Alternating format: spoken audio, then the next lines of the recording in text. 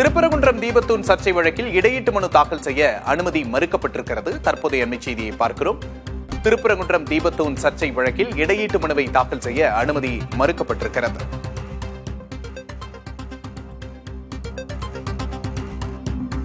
திருப்பரங்குன்றம் தீபத்தூண் சர்ச்சை தொடர்பான வழக்கு நீதிமன்றத்தில் விசாரணைக்கு மீண்டும் வந்திருக்கிறது. தற்போது இடையீட்டு மனு தாக்கல் செய்ய அனுமதி மறுக்கப்பட்டிருக்கிறது.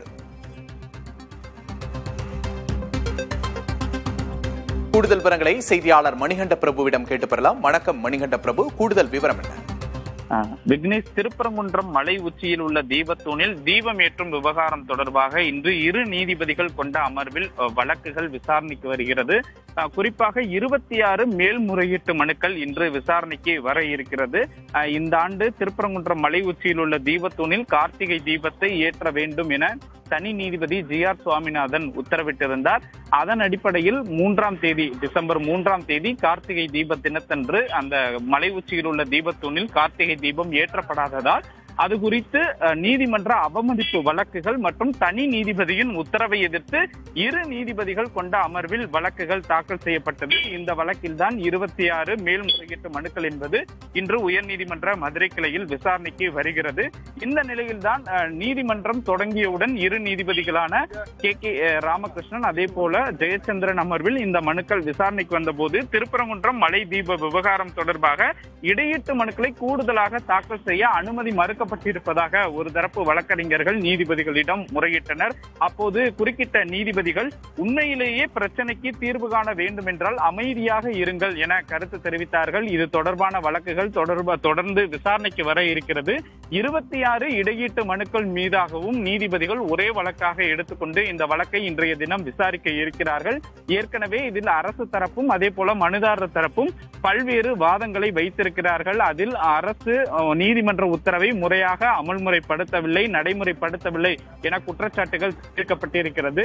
மேலும் ஏற்கனவே தனி நீதிபதி GR சுவாமிநாதன் நீதிமன்ற அவமதிப்பு நடவடிக்கை வழக்கில் 17ஆம் தேதி தலைமைச் செயலாளரும் சட்டம் ஒழுங்கு காவல்துறை தலைவரும் காணொலி காட்சி வாயிலாக ஆஜராக வேண்டும் என உத்தரவிட்டிருக்கிறார்.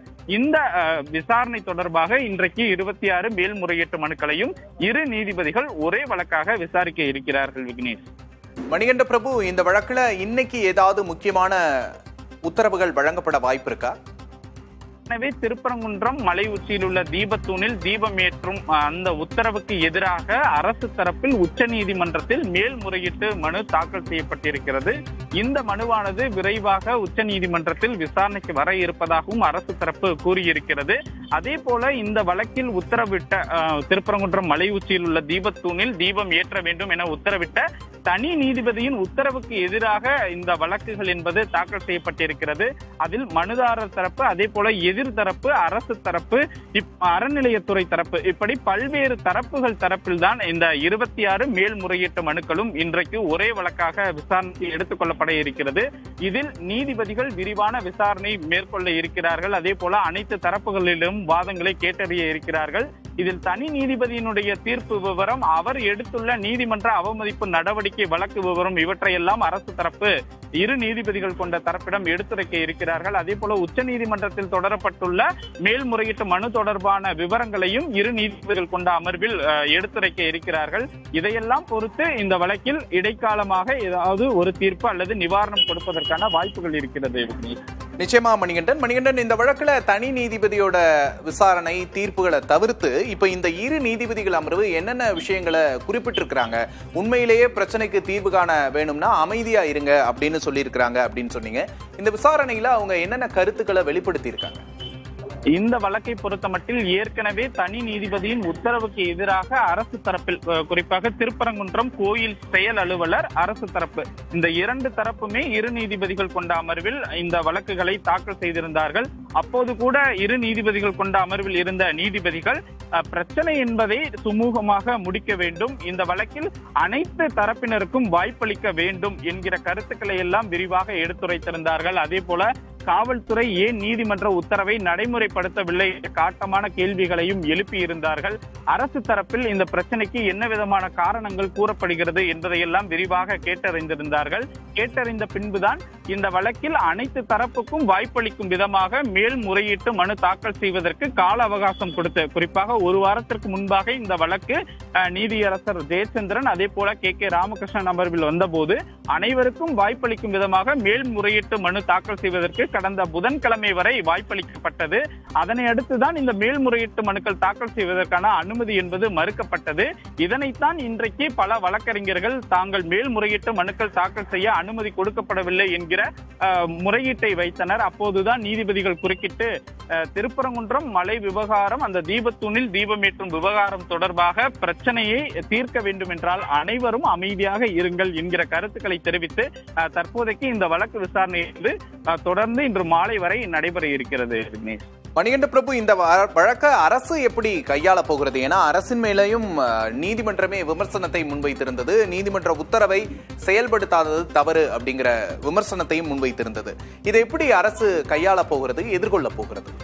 ஆரம்பம் முதலே இந்த வழக்கு, திருப்பரங்குன்றம் வழக்கு ஆரம்பம் முதலே தனி நீதிபதி ஜி.ஆர். சுவாமிநாதன் விசாரிக்கையில் அரசு தரப்பு மிக கடுமையான எதிர்ப்பை தெரிவித்து வருகிறது. குறிப்பாக திருப்பரங்குன்றம் மலை உச்சியில் உள்ள தீபத்தூணில் விளக்கேற்றக்கூடிய சூழல் ஏற்பட்டால் அங்கு மத நல்லிணக்கம் என்பது கேள்விக்குறியாகும், குறிப்பிட்ட பிரச்சனைகள் ஏற்படும், சட்டம் ஒழுங்கு பிரச்சனை ஏற்படும் என்று ஆரம்பம் முதலே இந்த வழக்கில் அரசு தரப்பு எடுத்துரைத்திருந்தது. அதே போல நீதிபதியினுடைய தீர்ப்புக்கு பிறகாக தொடரப்பட்ட வழக்குகளிலும் கூட அரசு தரப்பு தனி நீதிபதியின் உத்தரவுக்கு எதிராக கடுமையான ஒரு எதிர்ப்புகளை இருதரப்பு நீதிபதிகள் கொண்ட அமர்வில் எடுத்துரைத்திருந்தார்கள்.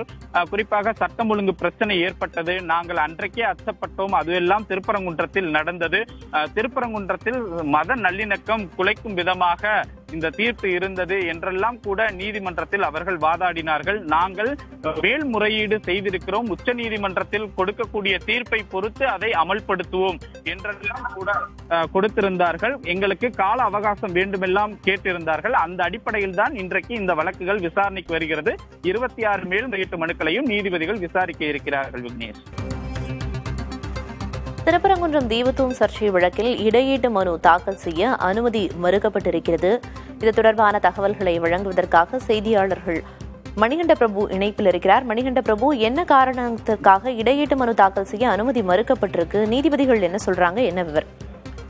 பிரியதர்ஷினி, திருப்பரங்குன்றம் மலை உச்சியில் உள்ள தீபத்தூணில் தீபம் ஏற்றும் விவகாரம் தொடர்பாக நீதிமன்றம் உத்தரவு, குறிப்பாக தனி நீதிபதி பிறப்பித்த உத்தரவு, அதே போல நீதிமன்ற அவமதிப்பு வழக்கில் தனி நீதிபதி பிறப்பித்த உத்தரவுகளை எதிர்த்து 26 மேல்முறையீட்டு மனுக்கள் என்பது தாக்கல் செய்யப்பட்டிருக்கிறது. ஏற்கனவே தனி நீதிபதி ஜி.ஆர். சுவாமிநாதன் முன்பு தொடரப்பட்ட நீதிமன்ற அவமதிப்பு வழக்கில் மதுரை மாவட்ட ஆட்சியர் அதே போல மதுரை மாநகர காவல் ஆணையர் கோவிலின் செயல் அலுவலருக்கு விளக்கம் கேட்டு நோட்டீஸ் என்பது அனுப்பப்பட்டிருக்கிறது. அதே போல தமிழக தலைமைச் செயலாளர் சட்டம் ஒழுங்கு கூடுதல் காவல்துறை தலைவர் காணொலி காட்சி வாயிலாக 17ஆம் தேதி ஆஜராக வேண்டும் என உத்தரவு பிறப்பிக்கப்பட்டிருக்கிறது. இந்த உத்தரவுகளை எதிர்த்தும் திருப்பரங்குன்றம் மலை உச்சியில் உள்ள தீபத்தூணில் தீபம் ஏற்ற தனி நீதிபதி உத்தரவிட்ட அந்த வழக்குகளை எதிர்த்தும் இந்த 26 மேல்முறையீட்டு மனுக்கள் என்பது தொடர்ச்சியாக பல்வேறு காரணங்களுக்காக தாக்கல் செய்யப்பட்டிருக்கிறது. இந்த வழக்கில்தான் தற்போது விசாரணை என்பது 2 நீதிபதிகள் கொண்ட அமர்வில் விசாரணை தொடங்கி இருக்கிறது. அப்போது சில வழக்கறிஞர்கள் திருப்பரங்குன்றம் மலை விவகாரத்தில் இடையீட்டு மனுக்கள் தாக்கல் செய்ய அனுமதி மறுக்கப்பட்டிருப்பதாக தெரிவித்தார்கள். அப்போது குறுக்கிட்ட நீதிபதிகள் உண்மையிலேயே பிரச்சனைக்கு தீர்வு காண வேண்டும் என்றால் அமைதியாக இருங்கள் என ஒரு கருத்தை தெரிவித்தார்கள். அப்போது நீதிபதிகள் ஜெயச்சந்திரன், கே ராமகிருஷ்ணன் அமர்வு முன்பாக இந்த வழக்குகள் என்பது தொடர்ச்சியாக விசாரணை செய்யக்கூடிய நிலையில் அரசு தரப்பில் தலைமை வழக்கறிஞர் பி.எஸ். ராமன், ரவீந்திரன், மூத்த வழக்கறிஞர் சண்முக சுந்தரம், வீரா கதிரவன் உள்ளிட்ட 4 முக்கியமான அரசு தரப்பு வழக்கறிஞர்கள் தற்போது ஆஜராகி தங்களுடைய வாதங்களை வைத்து வருகிறார்கள். இதில் மாவட்ட ஆட்சியர் தரப்பிலான மேல்முறையீட்டு வழக்கிற்காக அரசு தலைமை வழக்கறிஞர் பி.எஸ். ராமன் சென்னையிலிருந்து ஆஜராகி வாதிட்டு வருகிறார். அதில் திருப்பரங்குன்றம் கோவில் மிகவும் பழமையானது, அங்கு கார்த்திகை என்று பாரம்பரிய இடத்தில் தீபத்தை உத்தரவிட கோரி தனி நீதிபதி முன்பாக வழக்கு இருந்தது. அந்த மலையில் தர்காவும் இருக்கிறது. உச்சி பிள்ளையார் கோவில் மண்டபத்தில் தீபம் ஏற்றப்படும். இந்த ஆண்டும் அதுவே பின்பற்றப்பட்டது என அரசு தரப்பில் ஒரு கருத்து என்பது எடுத்து வைக்கப்பட்டது. அப்போது ராம ரவிக்குமார் குமார் என்னும் மனுதாரர் கோவில் நிர்வாகமோ அல்லது அவரோ தீபத்தூணில் தீபமேற்ற அனுமதிக்க கோரி வழக்கு தாக்கல் செய்திருக்கிறார். இது தனிநபரின் கோரிக்கை. அந்த கோரிக்கை நிராகரிக்கப்பட்டதால் அவர் நீதிமன்றத்தை அணுகியிருப்பதாக PS ராமன் தெரிவித்தார். இதனையடுத்து மனுதாரர் அவரது தனி உரிமையை கோரிக்கையாக ஒரு உரிமையாக நீதிமன்றத்தில் கோர இயலாது என அரசு தரப்பிலும் தற்போது அந்த வாதங்கள் என்பது எடுத்து வைக்கப்படுகிறது. இதே போல மனுதாரர் தரப்பிலும் தொடர்ச்சியாக வாதங்கள் எடுத்து வைக்கப்பட இருக்கிறது. பிரியதர்ஷினி, தற்போதைய தகவல்களை வழங்கியதற்கு நன்றி மணிகண்ட பிரபு.